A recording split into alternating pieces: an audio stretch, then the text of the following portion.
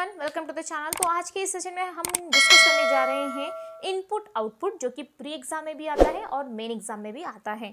तो फिलहाल तो IBPS PO का प्री होने वाला है, SBI क्लर्क का मेंस होने वाला है, तो दोनों के लिए भी एक क्लू टाइप से आप इसको सॉल्व कर सकते हैं। तो ये एकदम बेसिक है, एकदम प्री लेवल का क्वेश्चन आज हम डिस्कस करेंगे। मेंस लेवल के एग्जामिनेशन में बहुत अच्छा, ये इजी टू अच्छा है, मतलब करने के लिए इजी होता है अगर आपकी प्रैक्टिस अच्छी हो तो, क्योंकि अगर आपने प्रैक्टिस की है तो आपको जो लॉजिक है वो फटाफट माइंड में क्लिक हो जाएंगे और आपका क्वेश्चन सॉल्व हो जाएगा इजीली। लेकिन ये बहुत ही टाइम कंज्यूम बिल्कुल भी नहीं करता, ये बहुत ही क्विक हो जाता है अगर आपको लॉजिक समझ में आ गया कि क्या क्या स्टेप्स है, कहाँ कहाँ मूव हो रहा है, ये कौन सा लॉजिक फर्स्ट स्टेप में, सेकेंड स्टेप में। एग्जाम में क्या होता है मेंस लेवल के कि फर्स्ट में कोई और लॉजिक है, सेकेंड में कोई और है, मतलब यही कि इसका हमको लॉजिक फंडा जो है, लॉजिक कौन सा अप्लाई किया है उसके अंदर, पहले वो हमको जानना है और उसके बाद हमको जो यहाँ पे क्वेश्चन दिया रहेगा या फिर यहाँ पे सेकेंड इनपुट दिया रहेगा उसको उसमें अप्लाई करना है, दैट्स ऑल, और कुछ नहीं करना है। इसका लॉजिक पहचानो और इसके अंदर अप्लाई करो, बस नहीं होता है। ये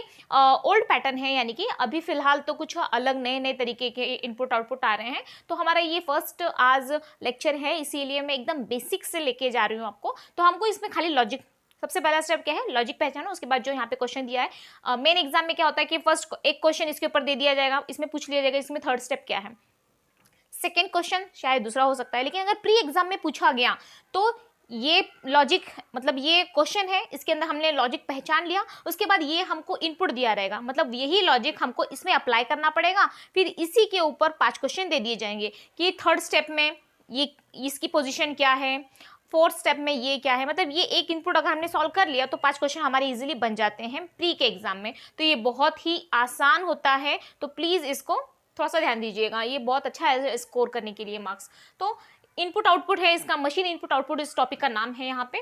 तो इनपुट है, ये क्वेश्चन दिया है हमारा, और यहाँ पे जो स्टेप 1 2 3 4 है ये वहाँ पे यूज किए हुए लॉजिक है, वहाँ पे कौन कौन से लॉजिक वहाँ पे यूज किए हैं वो यहाँ पे दिया गया है। नाउ कम टू द हमारा जो क्वेश्चन है, यही लॉजिक हमको किसमें अप्लाई करना है, ये जो हमारा क्वेश्चन है year 39 whatever the question has given here, तो we have to apply the same logic and rules. तो हमारे ये क्वेश्चन है, तो हम देखते हैं कि कौन सा लॉजिक यहाँ पे है। और अगर फर्स्ट टाइम आप चैनल पे नया हो तो please share, subscribe and like. क्या दिया है, देखिए ये हमारा बेसिक इनपुट है, इनपुट आउटपुट है वो बेसिक। उसके बाद स्टेप 1 में हमको देखने की स्टेप 1 में क्या चेंजेस हुए हैं। तो स्टेप 1 में क्या है, पहले देखिए यहाँ पे इनपुट में जो था पहले सेल डाटा, उसके बाद 1823 यहाँ पे ऐसे दिया गया था। लेकिन स्टेप 1 में हमने डाटा यहाँ पर लेके आया, मतलब डाटा की जो पोजीशन है वो यहाँ पे चेंज हो गई है। पहले डाटा आया, उसके बाद सेल एज इट इज आया, उसके बाद 18 23 4 95 देन 38, यानी कि खाली डाटा की जो प्लेस है वही चेंज हुई है और जो सेम है, और जो वहाँ पे वेरिएबल दिए गए हैं उनकी पोजीशन सेम है, केवल डाटा यहाँ पे डिस्प्लेस कर दिया गया है। उसके बाद सेकेंड स्टेप में क्या दिया है, डाटा का डाटा सेम आ गया, उसके बाद 95, ओके अब ये 95 है क्या, ओके 95 यहाँ पे था, सेकेंड में भी यहीं पे था, उसके बाद यहाँ पे कर लिया है। उसके बाद सेल 18 23 4 देन 38, तो 95 को यहाँ पे ले लिया गया है। ओके, तो क्या समझ में आ रहा है, पहले यहाँ पे एक वर्ड ले लिया गया है, उसके बाद यहाँ पे नंबर ले लिया गया है, यहाँ पे वर्ड है उसके बाद नंबर ले लिया गया।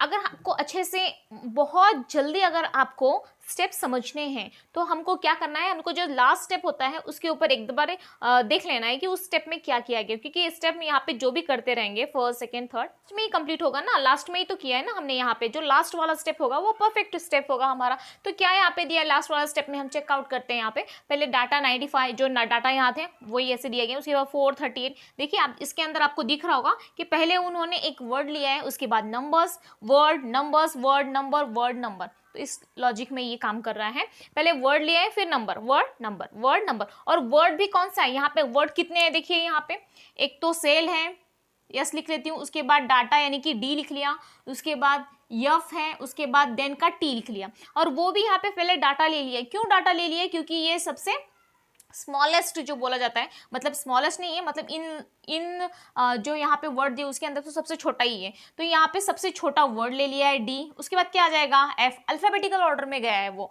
डी के बाद आ गया एफ, उसके बाद एस टी आता है तो यस आ जाएगा, उसके बाद टी आ जाएगा। और यहाँ पे वही खेल खेला है उन्होंने, डी लिया है, एफ लिया है, एस लिया है, उसके बाद लास्ट में टी लिया है। और जो यहाँ पे नंबर्स है, नंबर्स कितने हैं यहाँ पे देखिए, तो 18 है, 23 है, 95 है और 38 है। और इसको कैसे उन्होंने मैनेज किया है, पहले 95 यानी कि सबसे बड़ा नंबर, 95 क्या है यह, इनमें तो सबसे बड़ा नंबर है, उसके बाद 38 है, उसके बाद 23 है, उसके बाद 14 है। तो सबसे पहले बड़ा नंबर उन्होंने अरेंज किया है, देखिए smallest word and biggest number, smallest word and biggest number, ये उनका लॉजिक किया है। Smallest word biggest number, second smallest second biggest, third smallest third biggest, fourth smallest four biggest. इस तरह से ये इन्होंने लॉजिक यहाँ पे अप्लाई किया है। अब हमारी बारी है, हम क्या उसको अप्लाई कर पाते हैं नहीं। तो अब हमको सॉल्व करना है क्वेश्चन, तो क्या कर लेते हैं हम लोग, इसमें कोई भी ज़्यादा टाइम लगेगा नहीं आपको, तो आप फटाफट लिख लेना।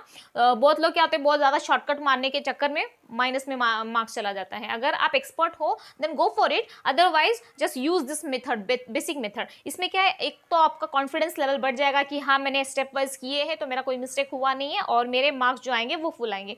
हम शॉर्ट लॉजिक से तो कर ले देंगे, फिर भी हमारे पास एक डाउट रह जाता है क्या ये आंसर राइट है या रॉन्ग है। इससे अच्छा है कि आप मतलब कंफ्यूज में रहे, इससे अच्छा है कि आप कॉन्फिडेंट रहे। ओके, तो हम क्या लिख लेते हैं, सबसे शॉर्ट एकदम फास्ट अगर मैं करूंगी एग्जाम में तो मैं क्या करूंगी, पहले क्या लिख लूंगी मैं यहाँ पे, सबसे जो बड़ा नंबर है, यहाँ पे क्या है सबसे छोटा वर्ड दिया गया है, तो इसमें क्या है वाई है, वाई यस यच एन एफ। तो सबसे पहला क्या आ जाता है H E F G, F के बाद यच, उसके बाद यस, उसके बाद वाई। ये हमारा अल्फाबेटिकल ऑर्डर में हो गया। ओके, अल्फाबेटिकल ऑर्डर में हो गया। उसके बाद सबसे बड़ा नंबर 39, 47, 94, तो पहले मैं 94 लूंगी क्योंकि यहाँ पे सबसे बड़ा नंबर है।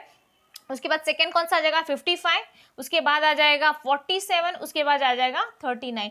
मतलब सबसे बड़ा नंबर, उसके बाद सेकंड, थर्ड एंड फोर्थ, ऐसे ले लूंगी। अब मुझे क्या करना है कि सबसे बड़ा नंबर, सबसे पहले हमारा सबसे स्मॉलेस्ट वर्ड एफ आएगा, तो सबसे पहले मैं यहाँ पे एफ लूंगी। बस शॉर्ट फॉर्म में लिखना है आपको, ज्यादा पूरा लिखने की जरूरत नहीं है। फुल है तो एफ लिखो, हाउस है तो एच लिखो, ईयर है तो वाई लिखो, स्टेक है तो एस लिखो, बस छोटा छोटा। तो पहले पहले एफ ले लिया, और यहाँ पे ना एक एक बार क्या होता है, खाली एक एक वेरिएबल ले रहा है वो, खाली डाटा लिया है उन्होंने, 95 नहीं लिया है। पहले डाटा यानी कि वर्ड लिया, उसके बाद नंबर लिया, फिर एक वर्ड लेगा, उसके बाद नंबर लेगा। ओके, तो ये आप ध्यान में, बहुत इसमें लॉजिक होते हैं। एक तो होता है दोनों तरफ से शिफ्टिंग होती है, यहाँ से भी शिफ्टिंग होती है, यहाँ से भी शिफ्टिंग होती है। ओके, यहाँ पे वन साइड शिफ्टिंग है क्योंकि हमारा फर्स्ट लेक्चर है, इसलिए यहाँ पे वन साइड शिफ्टिंग का ही मैंने क्वेश्चन, बेसिक क्वेश्चन दिया है यहाँ पे। तो सबसे पहले मैं एफ को अरेंज करूंगी जो कि सबसे छोटा वेरिएबल है या फिर वर्ड है यहाँ पे, तो मैंने यहाँ पे एफ को अरेंज किया। उसके बाद same as it is Y, 39 yes, 47 H, F तो मैंने यहाँ पे ले लिया है, 94 एंड 55। उसके बाद मैं क्या अरेंज करने वाली हूँ, सबसे बड़ा नंबर। देखिए यहाँ पे 95 को अरेंज किया है, तो सबसे बड़ा नंबर कौन सा है 94 है, तो मैं 94 कर लूंगी। उसके बाद as it is Y, 39 yes, 47 H, 94 तो लिख लिया है मैंने, 55। उसके बाद सेकेंड वाला वर्ड, सेकेंड हाइएस्ट, तो कौन सा है एच, तो यहाँ पे एफ कर लिया। कभी कभी इस तरफ का भी शिफ्टिंग होता है, 94 यहाँ पे लिख लिया, एफ लिख लिया, फिर उसके बाद यानी कि राइट तरफ भी जाता है एक बार, मतलब शिफ्टिंग उसकी देख लीजिएगा कि आप कैसा है वहाँ पे, लेकिन यहाँ पे आगे जा रहा है खाली। तो एफ लिख लिया, 94 लिख लिया, ये एज इट इज लिख लिया। उसके बाद मुझे एच को प्लेसिंग करना है, तो एच लिख लूंगी।